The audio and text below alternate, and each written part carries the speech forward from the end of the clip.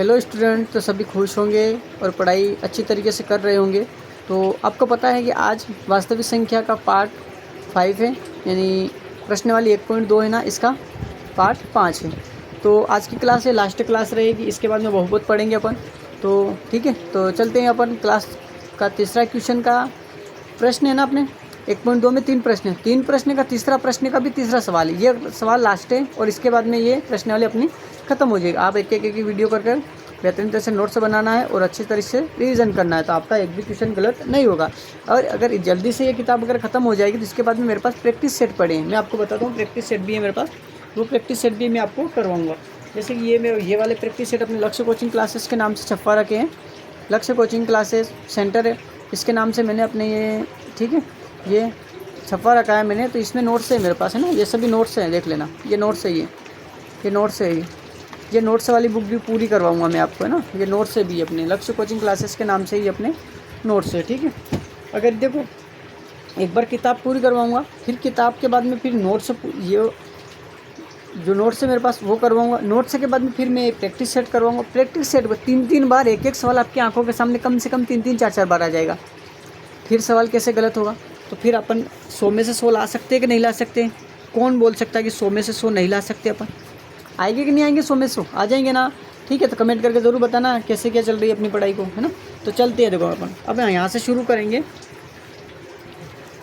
यहाँ से ना। तो क्या है, माना हल लिख देना है ना एक बार यहाँ पर। हल माना 6 + √5 एक परिमेय संख्या है। क्या है? परिमेय संख्या है। इतना समझ में आया होगा कि 6 + √5 एक क्या है? परिमेय संख्या। माना है अपन नहीं, लेकिन ये क्या है? एक अपरिमेय संख्या है। अब 6 + √5 अगर परिमेय संख्या तो इसको p/q के रूप में लिख सकते हैं। जहाँ क्या लिखेंगे? जहाँ p व q क्या है? p व q पूर्णांक हैं। क्या है? पूर्णांक हैं। और q कभी भी 0 के बराबर नहीं हो सकता है। ठीक है, यहाँ तक तो आया होगा समझ में। अब वो लिखना हो तो लिख दो कि p व q एक सहअभाज्य संख्या है।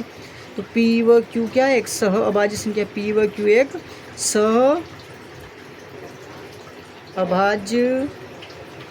संख्या है। देखो यहाँ तक आया होगा समझ। 6 + √5 एक परिमेय संख्या है। 6 + √5 बराबर p/q, जहाँ p व q एक पूर्णांक संख्या है। q कभी 0 के बराबर नहीं हो सकता है। p व q एक सहअभाज्य संख्या है। अब इतना तो आपको लिखना है। इसके बाद में देखो यहाँ से सवाल शुरू करते हैं अपन ना, यहाँ से शुरू करेंगे अपन। तो देखो यहाँ से शुरू किया ना अपन ने, तो 6 + √5 बराबर p/q। क्या है? p/q। अब देखो यहाँ से अगर ये प्लस में तो इधर जाएगा तो किस में चला जाएगा? माइनस में चला जाएगा ना। तो देखो यहाँ से अगर ये तो √5 आ गया, बराबर p/q - 6/1। क्या आएगा? 6/1 आ जाएगा, क्योंकि बटे में कुछ नहीं तो 1 मान लो। यहाँ से फिर लिखो √5 बराबर एलसीएम क्या आएगा? इन दोनों का q आ जाएगा। क्या आएगा? q आ गया। एलसीएम q आ गया ना। अब देखो q से q तो कट जाएगा। क्या बचेगा? p बचेगा माइनस 1 का भाग q में देंगे तो कितना बचेगा? q ही बचेगा। q 1 का भाग q में देंगे, q बढ़ जाएगा। अब q का गुणा 6 में करेंगे तो क्या आएगा? 6q आ जाएगा। 6q आ गया ना। अब देखो ये तो अपरिमेय दिख रही है, परिमेय दिख रही, लेकिन अपन को सवाल के हिसाब से चलना है।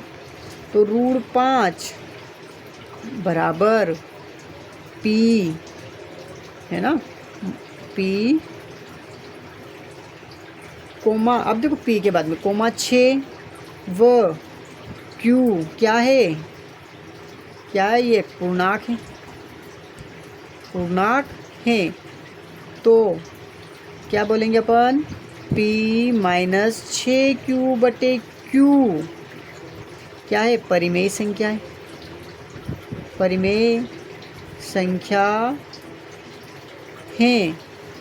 अगर ये परिमेय संख्या है तो √5 क्या है? √5 भी एक क्या होगी? परिमेय संख्या होगी। और सर अपन ने तो गलत लिख दिया, एक परिमेय संख्या होगी।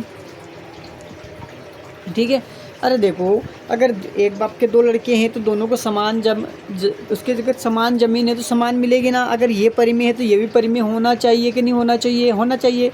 तो अपन ने यही लिखा ना 6, ये p माइनस 6 व q क्या है? एक पूर्णांक संख्या है, तो p माइनस 6 q बटे q एक परिमेय संख्या है, तो √5 भी एक परिमेय संख्या होगी, है ना। यहाँ तक तो आया होगा समझ में। लेकिन ये अपन ने क्या किया है, गलत लिखा है। गलत लिखा है ना, तो इसके ऊपर वो लाइन लिखेंगे, यह विरोधाभास है,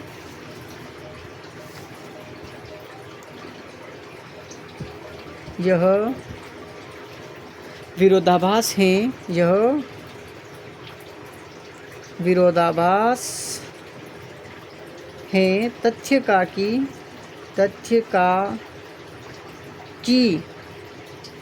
क्या है, √5 एक क्या है, अपरिमेय संख्या है, अपरिमेय संख्या है। और अपन ने क्या माना, अतः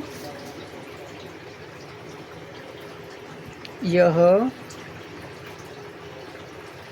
विरोधाभास, अतः यह विरोधाभास है, अतः यह विरोधाभास है कि, है ना, यह विरोधाभास है कि हमारी त्रुटिपूर्ण कल्पना के कारण, ठीक, यह विरोधाभास हमारे, अच्छा ये की नहीं आएगा ना, ये की नहीं आएगा इसमें से, यह विरोधाभास हमारी त्रुटिपूर्ण कल्पना के कारण उत्पन्न हुआ है। क्या हुआ है? उत्पन्न हुआ है, ठीक है। तो यह विरोधाभास है हमारी त्रुटिपूर्ण कल्पना के कारण उत्पन्न हुआ है। तो क्या है, तो 6 + √5 एक अपरिमेय संख्या है, एक अपरिमेय संख्या है। और ये हो गया आपका सवाल ख़त्म। और इसमें आ जाएगा इति सिद्धम। क्या लिखना है फिर? ख़त्म होने के बाद में इति सिद्धम, यानी हैशटैग लिखना होता है इसमें। ये हो गया इति सिद्धम। अब देखो ये सवाल है ना, सेम टू सेम ऐसी परिभाषा याद रखनी, बस कुछ नहीं है, थोड़ा सा चेंज होता है इधर में।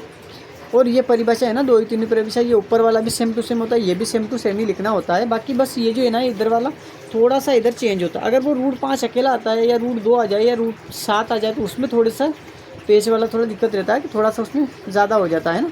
बस ये बाकी सवाल ऐसे ही करने हैं आपको। अब समझ में आया होगा आपके कि अपना 1.1 पूरी करवा दी, 1.2 भी पूरी हो गई है, 1.1 और 1.2 भी अपने पास पूरी हो गई है।